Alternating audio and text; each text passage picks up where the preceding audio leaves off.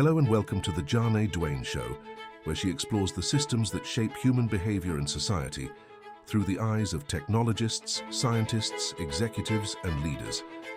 From the algorithms that govern our digital lives to what the future of work will look like, we'll be taking a closer look at how these systems function and the implications they have on our lives. Hello, everyone. Welcome to the Ja-Nae Duane Show. I am thrilled to be joined today by Dr. David Bray, a man who is part digital diplomat, part human flak jacket, and full-time wrangler of chaos and innovation. From leading bio-preparedness efforts to advising transformative technologies like AI and quantum computing, David has consistently been at the forefront of tackling some of our most pressing issues. His work spans from supporting global collaborations to spearheading cutting-edge ventures that shape the future of data, bio, and space. Join me as we explore his insights and the incredible impact that his work is having on this world. Welcome to the Ja-Nae Duane Show. Well, my friend, thanks for being on here today. Oh, thanks for having me. And this is going to be a fun jazz-like conversation. We're completely, working with no script, and we're just going to see where it goes. Yeah. So for the viewers at home, when David and I were talking about doing this show, I was like, "Do you want me to send you questions?" And he was like, "No, man. Let's just do jazz."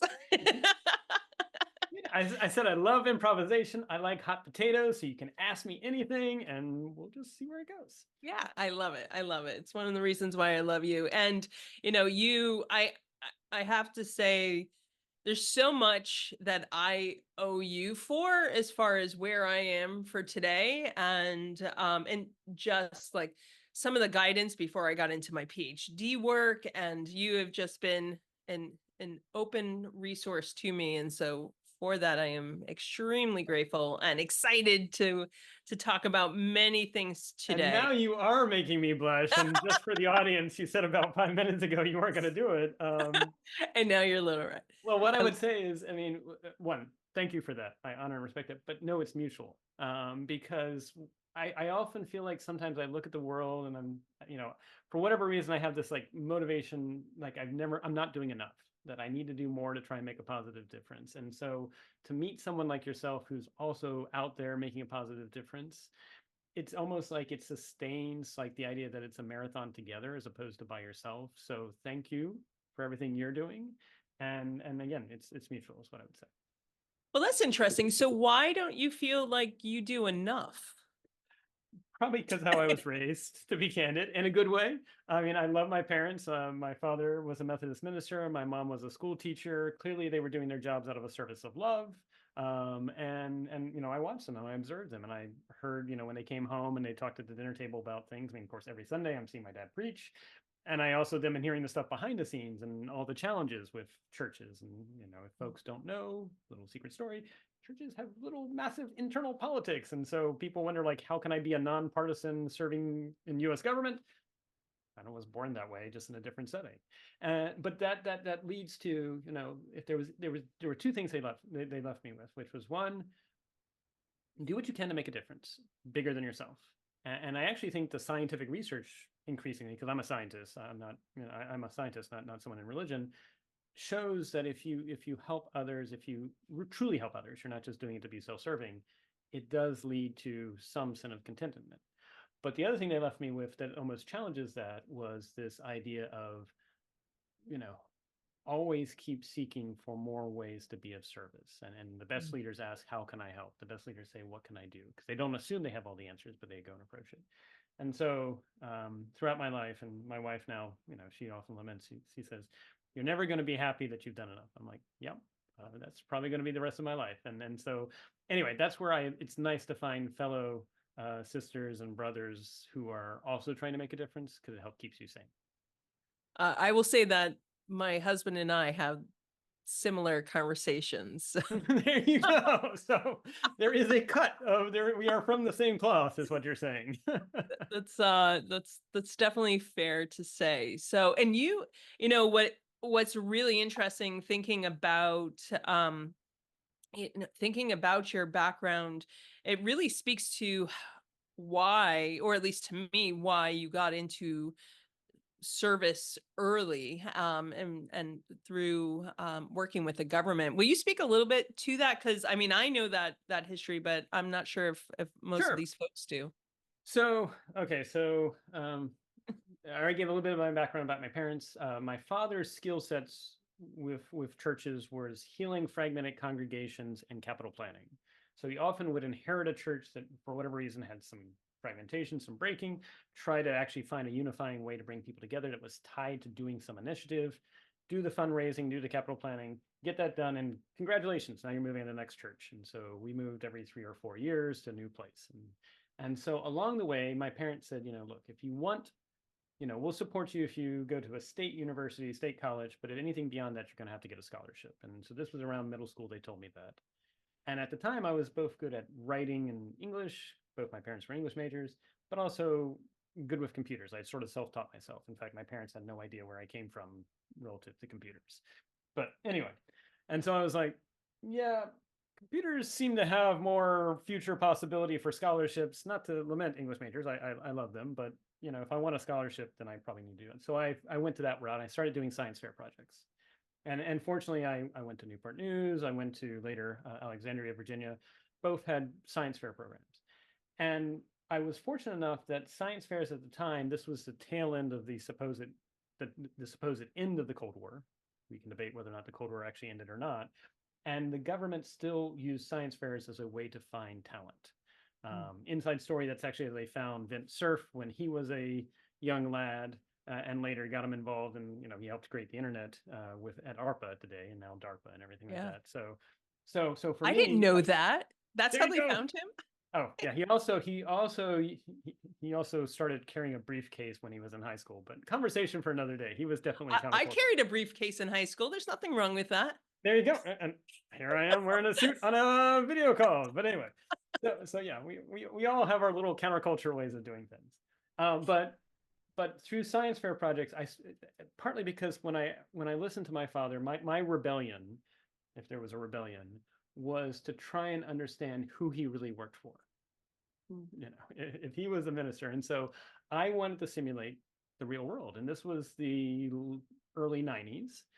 And at the time, there was already conversations about climate change. At the time, there was more focus on ozone layer deterioration, even though greenhouse gases was a conversation. And so I went to the local library, got the research I could about rising NO2, CO2, methane, CH4, as well as ozone layer deterioration, and tried to build a computer simulation on a 286 computer of where these things were going to go. Because of course, what are you going to do? Of course. And that led to a successful science fair project and US government saying, and I have to admit, this is where my own, even then I felt like it wasn't enough. I felt like actually I'm just doing basic math and everything like that, but this is not enough. But anyway, maybe I've always had imposter syndrome, who knows? But anyway, so that led to the US government saying, we'd like to offer you a job. It's going to be at the Department of Energy facility. I was at the time 15, which in Virginia, you have to get a work permit, got that. And we actually then were building computer simulations of what would happen if the electron beam escaped containment, what might happen with neutrinos and things like that. And so it was quarks, it was fun stuff. We moved up to Alexandria, Virginia, because my dad got assigned to another church. And along that way, then I got called down when I was 17 to the principal's office. Everyone's like, ooh. And there's 4 individuals in suits that say, we'd like to offer you a job. It's going to be classified. You won't be able to tell your parents what you're doing, but you'll be able to work with the Department of Defense on small satellites and computers. And I think I immediately said yes. I don't think I said too much more. I mean, I don't even ask how much. And so I got to work really, and I'm still in touch with the key mentor. His name was Dr. William Jeffrey. It is Dr. William Jeffrey. He later went on, you can find him. He was science advisor to a president on international and national security issues. He later actually worked with SRI as the director of SRI. So he and I still, we're in touch about once a week now. And so, but he was my mentor and sort of began to expose me to the world of how satellites, this was mid-90s, how satellites, computers could play a role. One was picking up crop growth from space to try and predict famines in advance and actually trying to help out in Africa. But then he said, you can lead this project. I got to lead a project. It was my own idea, which was picking up forest fires from space, scan the wind conditions, scan the topography, see if we could guess where the forest fires might go to demonstrate a prototype of that. Could not fully be declassified, so you never heard about my Westinghouse Science Fair project, but that's what I was doing. And so it was just, and then when I went off to college, I swore I wasn't going to do computers. I still circled back to them. But for me, it was trying to understand the world. And then once you understood the world, how you can make the place, how you can make at least some people's lives better.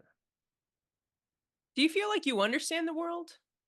I feel like I have ways of linking what happens at the biological level to the chemical level to the macro level to the aggregate level, and I can also say where science is lacking. Yeah. Like, I mean, you've done it too as a PhD, that there's a lot of gaps in our understanding. I mean, I went to a business school for my PhD, and what I loved about the business school experience as a PhD level is the research really can only explain 30% of what makes a business successful. Right. And so that says a lot about the nature of business, and maybe why entrepreneurship is so hard is 70% is unexplainable. But that's useful to know what you don't know just as much as what you do know. Yeah, but how many people do you actually come across focus on the things that they really don't know or want to explore those even further, right? I mean, and maybe this is just my observation, but I find that there's very much a lack of curiosity. Yeah, I'll just stop there. I mean, Yeah. do you find that as well? Oh Is yeah. there Well, are there ways in which you combat that? Like how do you approach, or do you just stay away from those people? Like systemic. I'll ask that question and then I have a follow up. sure. Well, that's a great question, because actually you're channeling what I was thinking about this morning. So so yeah, I'm used to being on the fringe of things, but because of the nature of the changing world, and you know this too, I mean, we were talking about some of the things that are now present in the world in terms of, AI having an impact. I mean, I've been working with expert systems in AI since the mid 90s, later decision support systems with the bioterrorism preparedness response program and responding to 9/11. You know, to now see how much of the zeitgeist is focused on AI, Yeah. and not to dismiss a lot of people, but it's almost like everyone now is an expert on AI because they're intelligent, therefore they must be expert on artificial intelligence. And I'm like, you know, so you're absolutely right. There is both the challenge of people who aren't willing to both admit what they don't know and explore what they don't know, but then two, I feel like we're in a society, and it's possibly because of the 24/7 news cycle, social media, maybe it's just marketing. There's a lot of people that are presenting themselves as knowing more than they do know, armchair quarterbacking, possibly even. And, again, in some respects, maybe that's the world how it always has been. Maybe it's just because we're now more connected. I mean, one of the things I do lament is actually it's not just lack of knowledge in terms of technology and science. There's a lot of people who don't appreciate how civics works, how governments work. Mm. And so it's easy for them to look and say DC is dysfunctional or the system is broken or why are they doing that? Well, actually, why is they doing it is actually a good step to become curious. I often tell people, if you assume the system isn't broken, if you assume it is actually operating as intended, you may not like it. Then you can sort of go to what I call the metaphorical balcony and say, why am I seeing things on the dance floor, even if I disagree with how they're unfolding? Because they are probably incentivized to behave a certain way. And what you may be saying is, I don't like the incentives that are driving the behavior I had, as opposed to that person is incompetent or that person is silly. Yeah, I literally just had this conversation last week around systemic change and poorly incentivized behavior.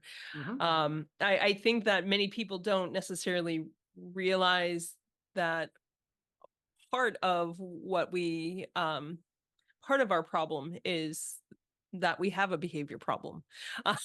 Yeah. Which is or plural. Behavior problems, plural. Yeah, well, that's fair statement. And so it's almost like you don't know what you don't know, but there's a lack of curiosity to even explore what that is or how we try to solve for that.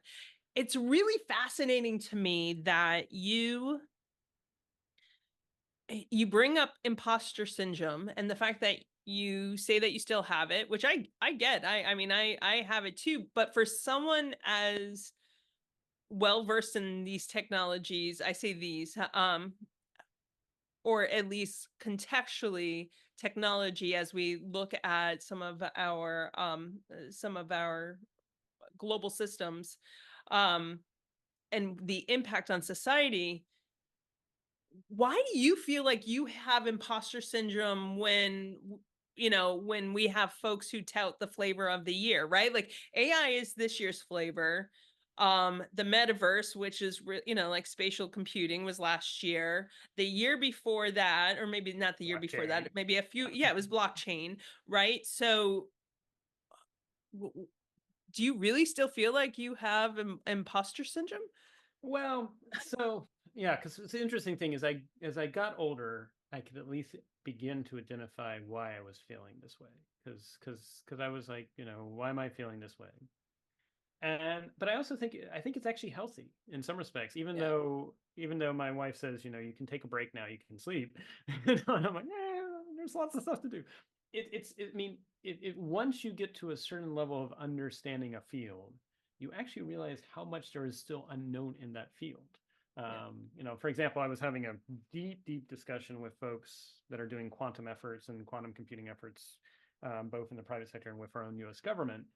And one of the things we asked the question, why haven't we seen any new algorithms come out? There's Shor's algorithm and everything like that, but we haven't seen increasing algorithms. And my answer was, we still don't quite understand all the quantum phenomenology we're trying to use for quantum computing and quantum sensors. And unlike silicon-based computers that we sort of built ourselves and built from the ground up, here we are actually trying to understand a universal phenomenon that we don't fully completely understand. And at the same time, we may actually be discovering that, what we consider to be this sort of spooky action at distance, these other quantum phenomenon that is Yeah, really it's hard to completely different. explain, we're actually limited by our own biology, that there may be dimensions to the universe that our brains never evolved to actually perceive, because at the macro level they weren't important.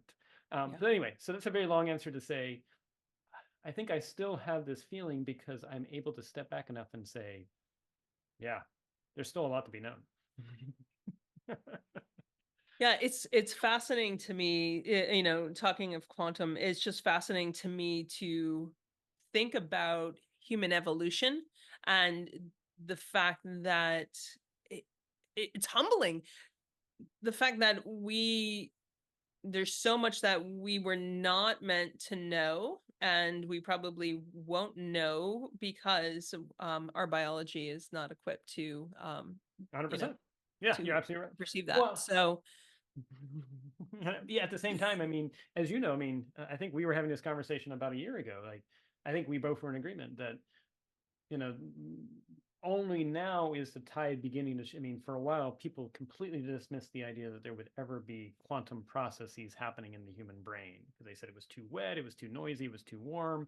Quantum processes only happen in the cold vacuum of space. But that's where I think when we were both talking about this, we pointed to the fact that, we do know that photosynthesis has quantum processes that actually help it mhm. work. And so increasingly, there is now more and more evidence that there actually may be a basis for quantum processes happening in our brains, which, if so, would throw some serious cold water on the idea that if we just scale this current version of generative AI, we're going to get to somehow AGI, which I don't believe. I'm sorry. I don't think that's not 1 year off, despite what people say. And in fact, there's more and more evidence of it, that if what's going on in the brain is not just classical physics, but also quantum physics, that means we're going to need a lot more nodes phenomenologies to actually achieve that in an artificial sense too. Why do you think the conversation, I'll say the global conversation, is not gearing in that direction? Is it because we are very much really looking to have it, you know, to have general AI, or is it that that is just too much for us to perceive? Like what are your thoughts on that? Yeah.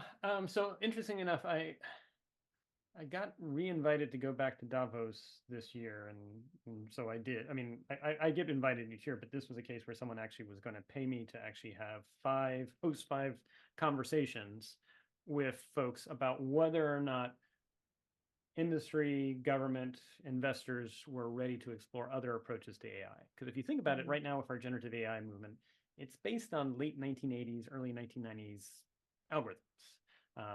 Deep learning, neural networks, they were all described in the late 80s. I Yeah, can actually nothing's remember. changed. Nothing's changed. But except what has happened is, one, we got the computing power, and two, we've got the data that has now been produced by all of us over the last 30 years because of the internet. And so that's possible. That said, neural networks are incredibly energy expensive, CPU expensive. That's coming out. And at the same time, our human brains use between 15 and 20 watts. So I often tell people, don't call it AI in terms of artificial intelligence, call it AI in terms of alien interactions that are meant to look like they're doing what you and I are doing, but they're definitely not. This is an alien, I like that, digital creature. So that said, I think there's three reasons. One, there's a whole lot of marketing dollars going on that the current version of AI is the ultimate way to get things done, as opposed to looking at the long arc of AI history and saying we've been through multiple AI winters. Expert systems had great benefits, but also weaknesses. You could not describe all the possible rules of the universe. Decision support systems, machine learning, natural, each of these techniques have lots of great strengths and a lot of great weaknesses. I think with generative AI, if you take a really sort of dispassionate view, you'll realize it has some strengths. But if you're trying to do anything in which the present and future is different than the past, don't use generative AI, because guess what it's only good as if the past is embodied in the present and future. And there's some fields where that's definitely the case. Customer support, definitely great. But if you're in the business of national security, generative AI may not be your go-to thing. yeah. So there's that. But I also think it's, I mean, you did a PhD, so I'd be interested in your thoughts on this. I often tell people PhDs don't necessarily mean you're smart. And if anything, it may mean you're not smart because you spent that time doing it. But what it does is it breaks down your way of seeing the world in terms of absolutes, and instead helps you see the world in terms of the frontiers of knowledge being uncertain, being a sort of a narrative debate. It's understanding what the empirical evidence says, being able to discern that. I really value, is almost like Marine boot camp. It actually it creates a different way of perceiving the world and understanding things from a systems to systems level, as opposed to pure black, pure Boolean 0-1 level in some respects. Yeah, thank you for that. I have mixed feelings about my PhD education, because I had specific professors in which I can go back to, who absolutely helped me to have that lens, and that's the lens in which I hook onto. But then I have others that are very much wanted me, and this became problematic for me in my PhD process, wanted me to have a narrow view of, and a siloed view of, how phenomena occur, Yep. how do we look at empirical evidence, which empirical pieces of evidence do we take into account, and so I love the idea of looking at it as a boot camp. I don't know how you feel, so this is going to be a question for you. I almost wish that people had that level of education just as a baseline, instead of, this is the end all be all. Because in many ways, when I'm also in academia, when I look at what our undergrads end up learning, and this isn't about one university. I've worked at several. You've been at several. In many ways, it's what we should be teaching earlier on. Oh yeah. And yeah. So anyway, what are your thoughts on everyone having a PhD, and if it's worth it? Yeah. That's a really great. So I think the fact that PhDs help you realize the limits of our knowledge, getting back to our earlier conversation and the uncertainty, but then also you don't resign yourself to knowledge nihilism, that nothing's knowable, that nothing's understandable. I mean, because there are that. I think is a very useful and needed conversation, not just for undergrads. I would actually go middle school. I mean, Yeah. partly because we're now in a world which, um, I tell people, historians 20 or 30 years from now will say the good news is we made more accessible and available technologies that only exquisite capabilities of nation states had, including the CIA and the KGB, in 50 or 60 years ago. I mean, your phone is a multi-intelligence device. It's got GPS. You can call anybody in the world at a moment's notice. You can actually download apps. It can pull up satellite imagery that's 15 minutes or so relevant in terms of what's happening on the ground. I can guarantee you President Reagan would have really loved to have had your smartphone available to him through the Pentagon back in 1980, but he didn't.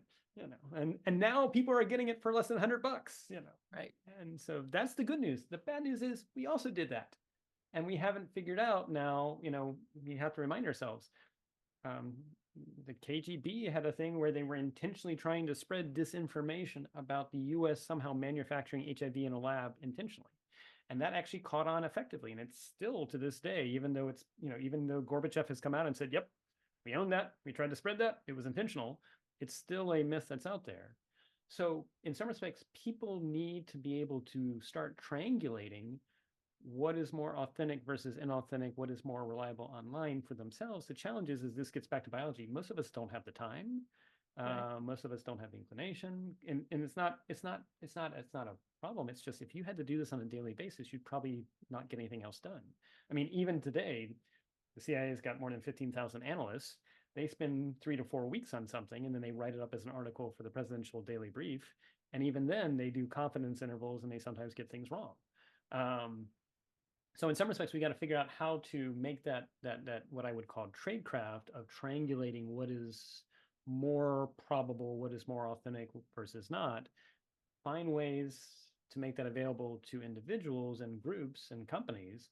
Otherwise, I'm not sure that this generative AI future is going to be, eventually historians will say, well, free societies kind of messed up their own civic operations, whereas autocracies, they knew exactly what to do. If you didn't like what the autocrat thought was truth, then you were either imprisoned or killed, sadly. Yeah, I want to, because obviously this is an area in which I spend a lot of time and I love to think about. I don't want to say I love, but I love to think It's about. important to think about. It's crucial. It's important to think about, right? When we look at our systems, they are set up for us to respond reflectively, or not reflectively, but reflexively. Yes. And so you not only have systems that are almost, I'll say, I'll put that stake in the sand, that are working against you. But yeah, you don't have the time, and we're being bombarded with copious amounts of information on a daily basis. And so for a person to start to discern what is real and what is not, or what may be real, or I love the fact that you used is probably authentic or probably accurate, because what is, depending on what we're talking about, what is accurate, what constitutes real, I think is, I mean, those are sometimes bigger and sometimes more philosophical questions to ask. But what would be your recommendation? Let's just take an organization, like let's try to create a case here. Like, what would be your recommendation for an organization to start to do that for themselves and for we'll say their employees and customers, right? And then I want to move it to the societal level. Right. So I think exactly as you said, I think right now, whether you're in a for-profit organization, whether you're in government, for decision makers in that organization, they are often taxed with, bombarded by make a decision, make a decision, make a decision on a daily basis. And it's almost like they don't have the time to reflect and to consider what are other things going on here, and they've got things time bounded. So the first step would be beginning to encourage them to start doing what's called decision elasticity. And so decision elasticity is how wrong do I need to be before I change my decision? I've never heard that term before, and of course I love it. But Yeah, there you go. And so it's and again it's there's no perfect science to saying it, but it says what would need to be wrong in how I'm perceiving the world or wrong in my assumptions for me to need to fundamentally change my path. yeah, And how wrong would I need to be to do that? The second thing though is intentionally creating environments in the workplace, again in companies or governments, where it is perfectly okay. And in fact, if anything, it's almost like, okay, right now everyone is allowed to speak freely about different perspectives on this, and I'm going to reward that. I'm not going to actually come down and say, well, that disagrees with me, and so I'm going to ostracize you. This next period is intentionally meant to be the expansive period. And then it could be you say we're going to do that for a day, or we're going to do that for 30 minutes because maybe we only have 30 minutes before we got to make a decision, or we only got 3 minutes before we make a decision. But it's almost like, share your different perspectives. And now we're going to actually have to be where, unfortunately, whoever's that executive is going to have to make a call. But that doesn't mean that the person or the people who may have raised dissenting views are wrong. It just meant that we had to make a decision at this point in time. And if new information comes along, we will update our perspective on the world. And then finally, I think you need to actually start doing case exercises. Often if you can make this real for people and you can give people right. examples and they begin to see, it makes it so that when that moment happens where they've got to make a decision and that confirmation bias is really kicking in and they want to say this is either absolutely not true or absolutely the case, they can only say, oh, I remember that case study from a year ago or 2 years ago. Maybe I need to recognize I'm stuck in a confirmation bias or I'm stuck in a sunk cost bias. But you can begin to actually expose these different biases. And so those would be the three things I would want to do. I'm also encouraging people increasingly to have what I call portable board of advisors, which are fractional people that you can call on. The trouble is, of course, if it's a real emergency issue, you're not going to have the time, but they're there for the larger issues because especially if you're trying to lead change in an organization, sometimes it is really hard to see around corners, and it's the bus that you're not expecting that comes out of left or right field that ends up hitting you over the head. Well, I really love the idea of having a fractional board of advisors, because in many ways, when you don't necessarily know the situation or which situation you're going to come across, to be able to pull the lever and have someone who can help support and some of that thinking, I think is really smart.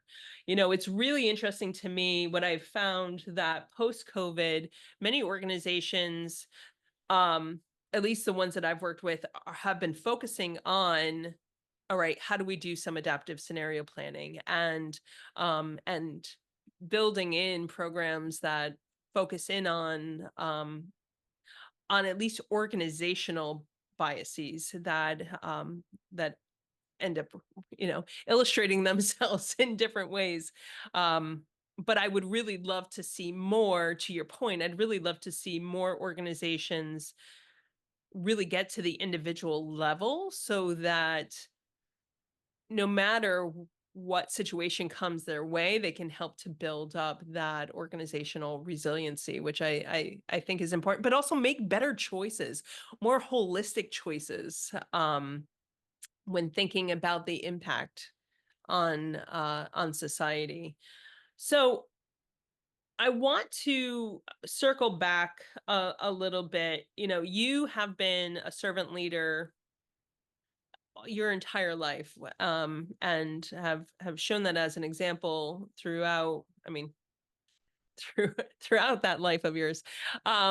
What I'm really interested in is you tout the need for change agents. Ever since I've known you, that's, Yes, we need more of these. What I espouse, yes. But what does that mean to you? And is that the same as servant leadership? Are there different characteristics, or different traits? How does one assert themselves as a change agent? And what does that mean as society as a whole? So I know a few questions that are No, it's great.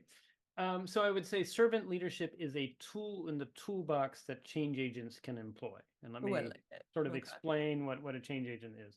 So I often say a change agent is anyone willing to illuminate a path different than the status quo that is more uplifting of some characteristic of the organization, of society, or something like that. But more importantly, are willing to manage the friction of doing so. I think right now, for whatever reason, again, could be, I have a theory that we are repeating the Gilded Age of the 1890s, 1900s, massive technological change, a whole lot of signaling, but not a lot of substance, a whole lot of polarization. Same thing happened in the 1890s. The U.S. may have gone into war with Spain over a disinformation event even. So history rhymes, if not repeats. But regardless, so positive change agents is recognizing that you don't have to wait until you are anointed the head of something or you're given a title. That oftentimes you can choose to do something different than what patterns are already going on. However, you've got to take the time again to go to that balcony that we talked about and say, are the other people thinking this way, or why are they in the status quo, or why are they disincentivized to do something? And once you have permeated on this, reflected on this, maybe you've talked about it with your portable board of advisors, maybe you've asked, how can I help? Maybe you've actually played sort of like detective and sleuth things out. Come up with some experiments to try and do interventions to do things differently. I'll give some concrete examples. So I parachuted once into a government organization that had 9 CAOs in 8 years. Always a great sign for CAO number 10.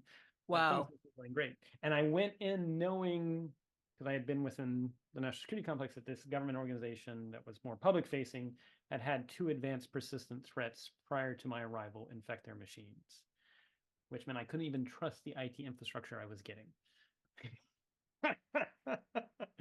And so I clearly needed to do a listening and learning tour to understand what was going on here. Why was there so much change in the leadership? I assumed, and sure enough, as I listened to people, there was fatigue on the staff's part, there was anger, there was frustration, and there were 10 different bureaus that were not used to working with each other. And so as a positive change agent, and again, repeating some of what my dad does with healing fragmented congregations and capital planning, what I said was, this is something where it's going to be all of us together. And so I'm going to start having town halls where I can only ask questions during that time. I can't impose my views. I can't say this is the way forward. I'm just going to ask questions. And it's going to be an hour long. We'll have both in person and virtual because we can't get everybody together. And so the first town hall I started, it was about maybe 2.5 weeks in. And I opened with just, how are things going? How are people doing? And of course, everyone was quiet. Nobody wanted to ask the first thing or say the first thing. And I had begun to learn within those 2 weeks who was a little bit more extroverted. So I called on somebody by name. I said, could you share with me how you think it's going? And they were willing. And so that sort of broke the ice and people started talking. And I listened. And towards the end, I said, so how many of you are excited about the future ahead? Raise your hand. I made it a very simple thing, which was, and probably less than 30% were excited, maybe even less than 20%. I said, and then how many of you are wanting things to go back to the 1990s when technology was a little bit less complicated? And people raised that. And how many of you are just waiting to see if I'm still here in 6 months? And it sort of made a joke. And that was about half the people. I was like, great. And then I was thinking that was done, or at least as the initial icebreaker, when someone raised a hand and said, I have a beef. And I said, could you tell me more? And they said, it happened 17 years ago. Again, I'm 2.5 weeks into the job, and I said, could you tell me more? I'm interested in learning more. And it was some disagreement between what happened with the government people and the contractors and whatever, and they raised it. And I said, I really appreciate you sharing that. Could you possibly share thoughts about how we could take that lesson learned and apply it to what we do together going forward? And so I often think that really what you're trying to do, if you really want to have systematic change, is how do you create a space that encourages people to be actual problem solvers at whatever level in the organization, positive change agents, as opposed to just waiting. Because I think that's how you actually have change at scale. And I think what right now is happening in our world, whether it's because of the economy and concerns about economic polarization, economic risk, geopolitics, technology change, people are sort of hunkering down and becoming what I would call problem admirers as opposed to problem solvers at all levels. And it's safe. I mean, quite frankly, you probably are more likely to get promoted if you're a problem admirer than a problem solver. Problem solvers, they create friction, they get people upset, they get shot at, metaphorically or sometimes literally. Sometimes, And yeah. so I have that empathy for people.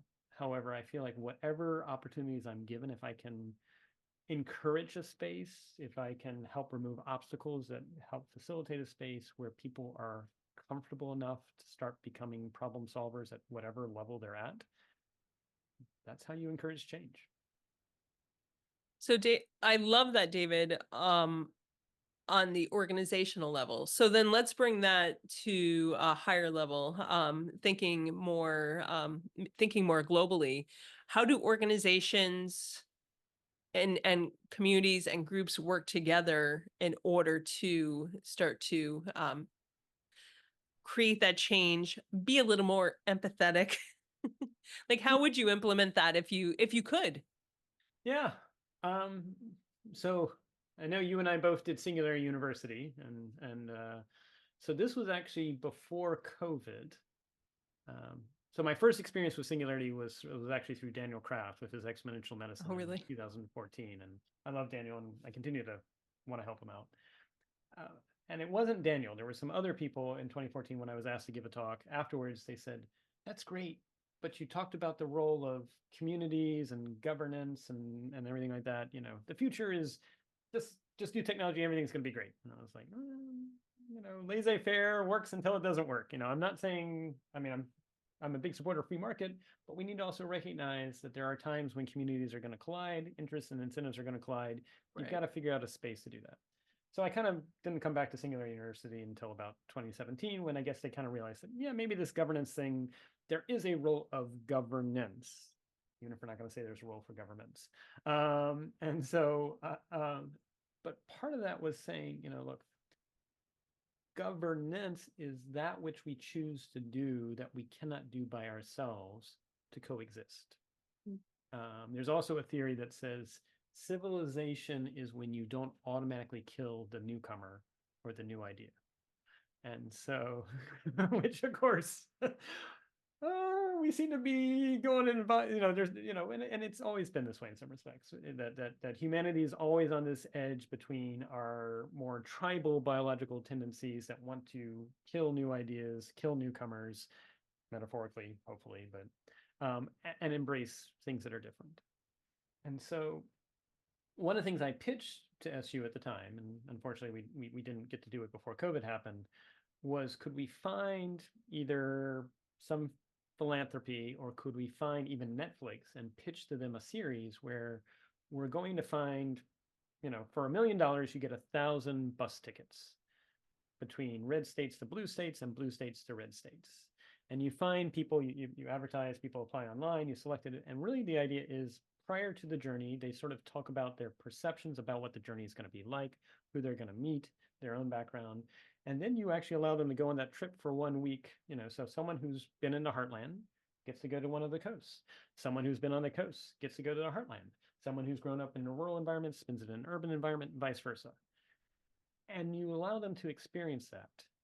And then you ask them on their way back, when they're taking that bus back, did their experience match their expectations? And it really is the idea that one of the ways we can overcome our biases, our polarization, our tribal natures, which quite frankly are human and biological. I mean, I went into biology as an undergrad because, having done computer science, I wanted to understand how evolution, as a blind watchmaker, not intentional, but as a blind watchmaker, had shaped us. And you begin to realize, oh, we're flawed. We are, and not in a bad way. I mean, it's just, it is what it is. It is what it is. And evolution never perceived an environment. I mean, there was no pressure to coexist with now 8 billion people on the planet, which we're now facing. Right. And the jury's still out as to whether or not we'll get it to the next level. Right. And so, but experiences can overcome some of that xenophobia. Experiences can overcome some of that us versus them, that wedge mentality. And so that would be the first place I would start, is just simply, and my pitch to Netflix, if they're listening to this, is, hey, make it a documentary. It would actually probably create a profit. And at the same time, you're doing a social good at the same time. I love it. Listen, I'll work with you on that. Sure. I think All right, let's work on the script. We got it. We have a pilot to get funded. All right. Well, good. Now we have some follow-up steps from this talk. But so I love that. I think that that's a really, it's funny. I do within some of my classes, I try to work with students on how do you actually try, though you can never do this, but try to put yourself in someone else's shoes. Right. Then I usually do that through 360 VR, or if we can actually get them immersed in an environment for an extended period of time, which is, it's at least eye-opening for them to remove or excuse me, I don't want to say remove, but to question some of the assumptions and biases that they have bringing to the table, or initially that they've brought to the table. So let's back up a little bit. And what I want to do is really dig into the sense of, I have two pathways in which I want to go. I'm trying to think of which one's the best way, but let's start with tribalism. Sure. I'm really interested in your opinion as to whether or not you feel we are becoming more tribalistic, or if it's just manifesting itself in a different way than it has, say, over the past 20, 30 years. Like what, because I have my own thoughts, but I'm interested in your thoughts first. So recognizing I'm reflecting on your question and probably deserves longer thought, I'm going to actually go with both. Because, and here's how I'm going to explain. It's a lawyer's answer. No. A lawyer's answer would be, move for a 2-year continuance or something like that. So anyway, but so I don't think human nature has changed. So whatever we're seeing, human nature is human nature. Now, the question is, are we putting in place incentives, disincentives, structures, networks that are allowing certain parts of our human nature to manifest differently? And I would say, and I say this as someone who's worked with Vint Cerf on the People-Centered Internet Coalition, behind the scenes worked with Special Operations Command on some of these issues of challenging disinformation and polarization, and then also experienced a disinformation attack that was thrown my way that turned out to be from both sides of the aisle. So hey, good nonpartisan when they're both shooting at you. That's right. So that said, I often ask people, how many of us know more people in our immediate neighborhood than we do online? And when I ask audiences, at least in the United States, less than maybe 15% raise their hands that they know more people in their neighborhood than they do online. And then I say, how many of us on a daily basis actively seek out news sources that challenge our views on a daily basis? And unless I'm briefing the intelligence community, which is what they are hired to do, that's usually, again, less than 50% do that. And so the internet is allowing us to begin to associate with people that we don't feel a friction towards. And it's also allowing, well, the other challenge is, and this is, I don't think intentional on anyone's parts, at least I hope not. However, if you design algorithms to promote engagement, promote post, unfortunately, what you will discover, going back again to biology and evolution, is the number one way to make something go viral on the internet is to make it angry, and not make everybody angry, but make one group angry and the other group angry in response. And the number two way is to make it sad or fearful or disappointing. Right.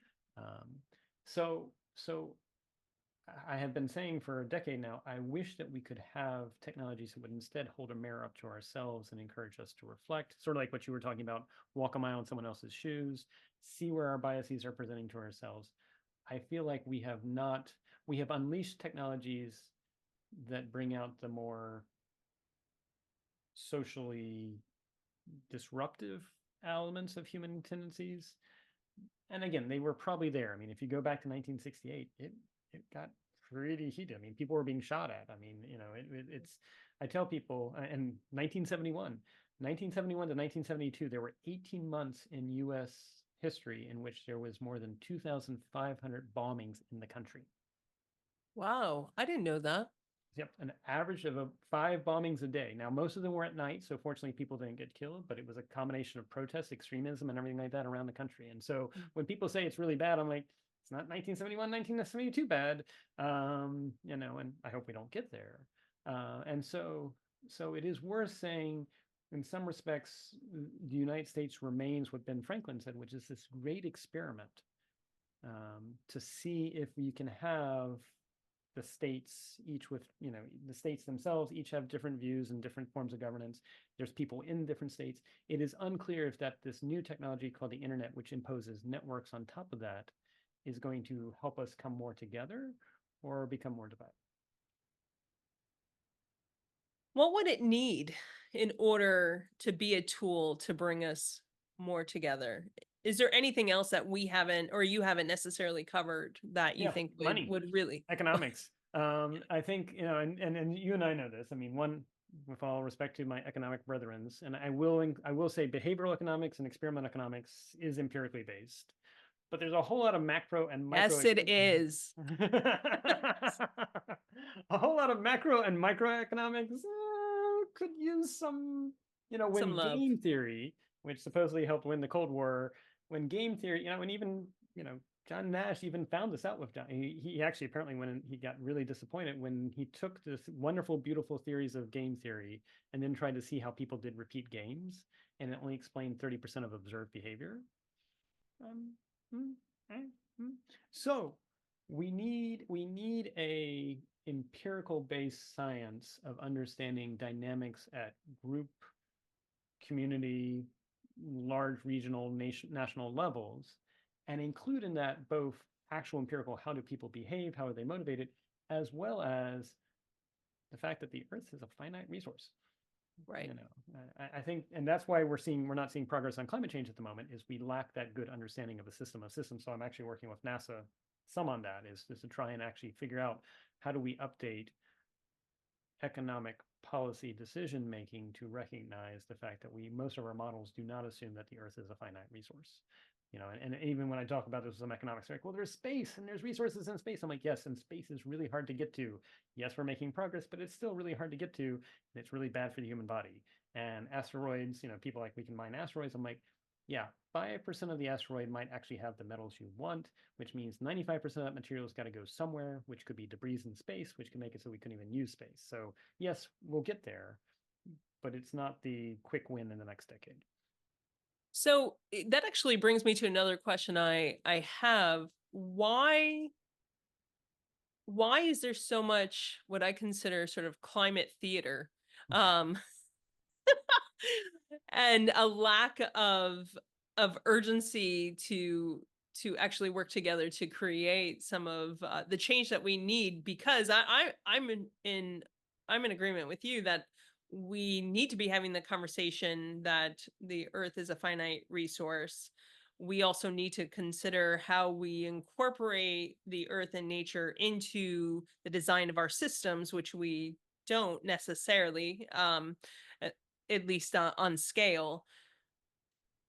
So why isn't anyone taking this seriously? Do they just not feel the urgency as of yet? I mean, is seeing burning, maybe, fires burning the town over not enough? Like, what are your thoughts on this? I think it's partly because it crosses so many fields. It gets back to that, we were talking a little bit earlier about the challenges of systems to systems thinking and that, so here's what I'd say. First problem, the political systems of Western societies and free societies around the world that are representative, usually it's 2, 4, maybe 5 years if you're lucky for whoever's in office. And unless you can give them something that's going to show results in the next 2 to 4 to 5 years, it's really hard for them to actually do the necessary, it's going to be a U-shaped curve. You're going to have to make some things that initially hurt economies. It's going to be change. Change is going to be hard. People are going to be frustrated. You're going to have to spend money on getting this done, but then you're going to actually make things better. And so it could very well be our own political systems aren't equipped to do the necessary long-term actions to address climate change. So that's why you partly see climate theater. The other thing is, let's be honest, yes, there's a lot of entities right now that are currently making money off the status quo. How do we change it so that they're incentivized to make money off the new? Because there is a lot of, I mean, I think there's a lot of well-intended rushing after green tech and things like that without necessarily considering the whole life cycle. I mean, Sure. I am still one of those people that is very concerned that we will look back and say we rushed to electrification without thinking about both the environmental We're but also getting the there. geopolitical effects. Yeah, Yeah. yeah. I'm with you. I'm with you. Like, if you look at how these rare earth minerals that are used for electronic batteries and everything like that are mined, they're one, pretty toxic, and two, we may be equipping a whole lot of autocracies with funds from us. Yeah. But so it's almost like, I hate to say it's the line of the king is dead, long live the king. Get off oil, but did what you embrace be as good, if not? And so, and then finally, it's, at least in the United States, and this is true for other oversight, science has the problem of it's usually not definitive, as you know. It gets back to the probabilistic and everything like that. And so it's hard for scientists to have conversations about what needs to be done when they say, this is possible, this is likely, when there are others saying, this is absolute. And this gets back to what you're talking about when you did your PhD. And the reason why I'm not in academia, I put my foot in there every once in a while, but I'm not making it my career. One might say that because of the way one has to go after tenure, and one has a 6-year window in which things are ticking and everything like that, you have to focus on things that are either dogmatic or incremental, as opposed to expansive and complicated and hard, to make that first step to assistant professor, to associate professor, et cetera, et cetera, et cetera, et cetera. And so we need to figure out what's a way to reward people that tackle hard problems in a meaningful way, and not just reward, like you say, the surface, superficial. And now let me give some optimism. You and I both know a person by the name of Sharon McPherson. I'm going to give a shout out to Sharon because She's amazing. She is amazing. Sharon is working at the local level with folks and recognizing that if you tie the transition to jobs, partly it's a problem of right now, you can't rush into places where there's been third or fourth general, whether it's oil or coal mining, and say, you got to stop. Right. Because that's their livelihoods, that's their jobs. But if you work with them to have a path to jobs that are both ideally better paying and also at the same time more green, they'll go there. That's what they'll want to do. And so I think the way we solve climate change actually is probably by rewarding, again, positive change agents at every level, including local level, as opposed to somehow thinking we're going to come up with nationwide, let alone international solutions that work for everybody. So it's a behavior problem again, and 100%. an incentive problem. We have met the enemy, and it is us. Darn. Yes. Yeah. No, I love that line of thinking, and I love the work that Sharon is doing, because I mean, particularly when you're thinking of, if you take away those jobs, you'll decimate sometimes entire villages, entire towns, Right. depending on where it's located. And there's just so many health problems that go along with some of those jobs. So in many ways, to your point, these folks are looking for another way, right? Another way to sort of extend their livelihood and maintain and flourish, have their communities flourish.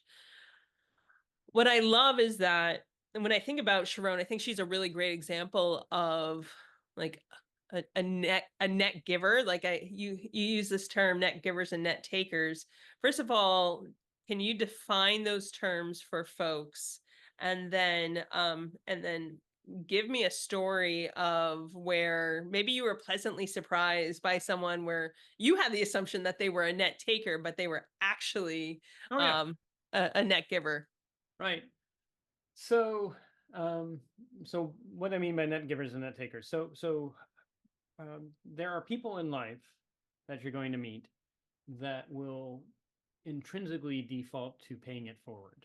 That they will figure out, they're out to help you, and they're not looking for anything else, and it's just, if anything, it's like how we were beginning this with, is that it's it's camaraderie, it's your brothers and sisters you're moving it forward. And then there are other people you might that will be a little bit more transactional. It's like, what can I take from you? Or how can you help me get to the next level and things like that. And I don't dismiss those people.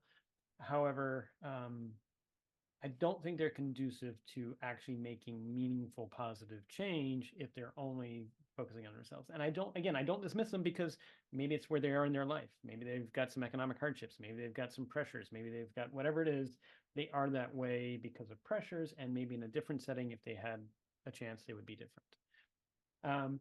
And I say this because I've worked in enough government settings, but also private sector settings to realize that organizations sometimes promote and raise to upper echelons people who are more takers than net givers.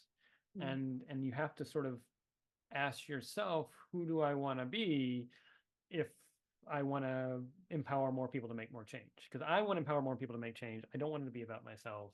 I often say my job is to be the flak jacket so that people have that space, which means I do get shot at metaphorically, hopefully. But you know, and this also comes from conversations that I heard as my dad was dealing with churches. I mean, churches, which are supposed to be people that are all coming together to do one purpose, have these people too, you know. And one might even argue this is, again, product of evolution. Yay. You know, it all comes back to behaviors. So along the way, I have learned that you have to, I have become comfortable with giving people benefit of the doubt until proven otherwise. Because there have been people I have met that, quite frankly, when you first met them, you're like, wow, seems like a very generous person, great, everything like that. And you start working with them, and then a year or two in, you're like, wow, this is, you know, things you helped them with, they are now taking sole credit for as doing by themselves. You're like, wow, you know, and so that is. And again, I'm sure if you talk to the other person, they wouldn't perceive that. Everybody's a hero in their own mind, so I'm aware of enough of that. There are other times though when I meet people and I'm like, well, I'm not sure why this person is approaching with me. I don't know much about their background and everything like that. And then you later turn out and they're one of the most generous, you know, pay it forward people. And so you just have to give people a benefit of the doubt, but you also have to be comfortable with that sometimes you will help people along the way, and there was still value in you helping them, even if it's never actually, you know, if they rush off and they take off, you know, again. And again, it's not about, for me, it's not about necessarily getting credit or acknowledgement. It is just saying like, wait, I thought we were doing something as a community, not as a solo venture. And so to see a community activity suddenly get spun off into a solo venture, you're just kind of like, and you just have to walk that off and shrug and get back into a good mental headspace after that. You know, I find this this topic really interesting because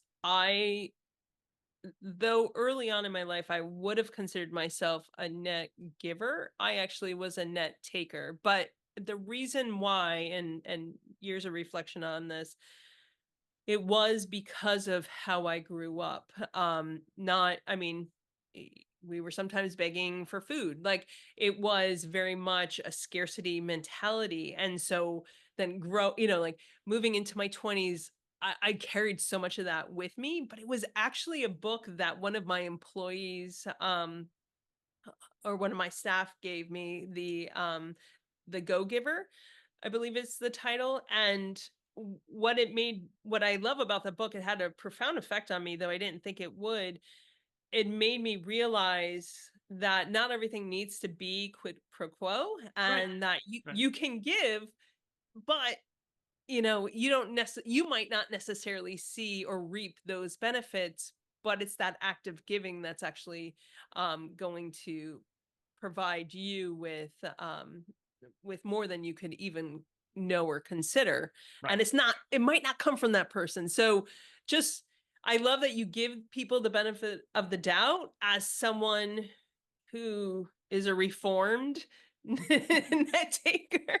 Well, that's very, I mean, and I love that I mean, one, you're spot on. I mean, generally when I have gone to the balcony and asked like, why did that person spin off what was a community activity as a solo activity, it's you begin to realize, again, it's either scarcity, and I'll admit, I mean, I hope I'm not disclosing too much. I actually remember at least one, if not two occasions where checks bounced for when I was growing up, and because we were similar, money. I mean, you do not become a minister and a school teacher to make lots of money. If anything, it's the opposite. And so at the same time, I saw what they were doing. And so I had both of those infusions in my head. And that may also be getting back to our beginning as to why I've always felt like it's a hard walk that I walk, because at the one hand, I saw their challenges. On the other hand, I have this motivation, this meme of make a positive difference, give to others, because I can remember even as a teenager, and I'm not particularly religious, but I would the one thing I would say to myself if I consider myself praying was, help me to the universe, help me be able to be of service where needed, not as I intended, but as how the universe needs it.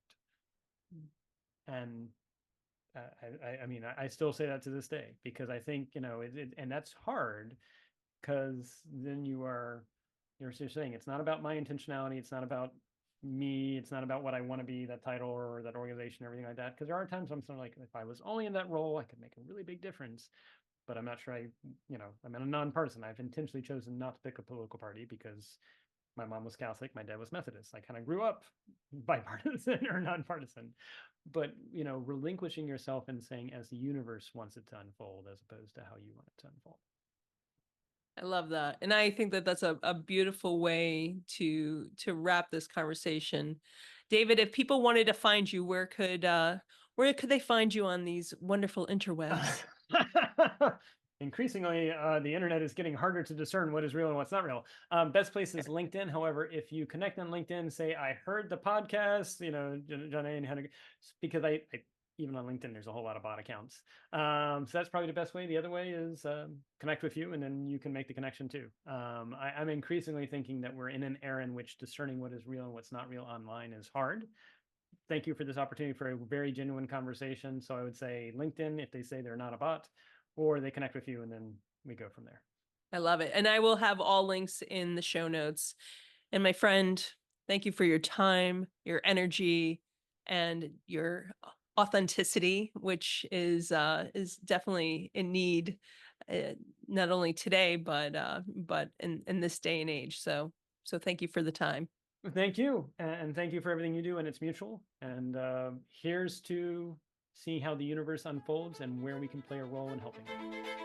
Love it. For listening to the podcast, you can find us on all the major podcast platforms and at www.janae.io, as well as on YouTube under Ja-Nae Duane. See you next time.